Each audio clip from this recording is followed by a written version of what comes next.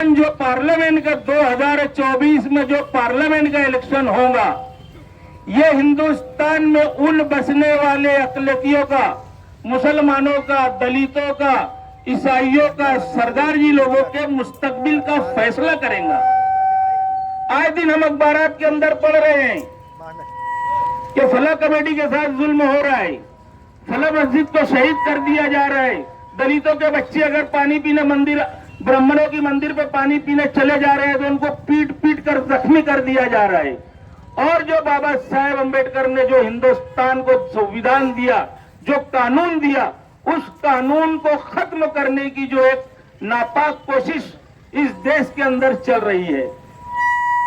आज आप लोगों के सामने पार्लियामेंट के इलेक्शन के टाइम आएंगे, इनके झंडे अलग होंगे, इनके डंडे अलग होंगे, इनके निशानात अलग होंगे, मगर ये सब की सब बीजेपी के दलाल होंगे, ये सब की सब बीजेपी के भेजे हुए पिट्टू होंगे।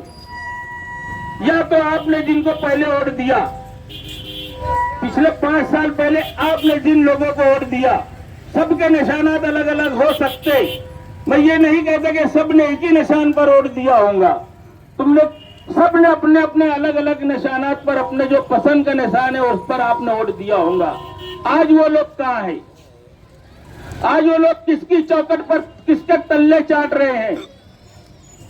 किसी ने जो बीजेपी के साथ जाकर के बीजेपी की चौखट पर जो लोग नाग रगड़ रहे हैं, बीजेपी के पाले में जो लोग जा करके बैठे हैं, वो इसलिए नहीं बैठे जब यूपी के अंदर बुलडोजर चल रहा है, मुसलमानों के घर को तबाह और बर्बाद किया जा रहा है, इसके लिए हम तुम्हारे साथ आ रहे हैं। वो इसके लिए जा रहे हैं कि अगर हम बीजेपी के साथ नहीं जाएंगे तो जो हम डल्लब की गादी पर घर में सो रहे हैं वो नहीं सोएंगे, जेल की सलाखों के पीछे होंगे।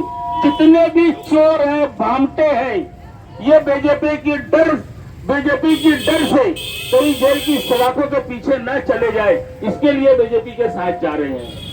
आवाम की हमदर्दी में या आवाम के हक के लिए ये बीजेपी में नहीं जा रहे हैं।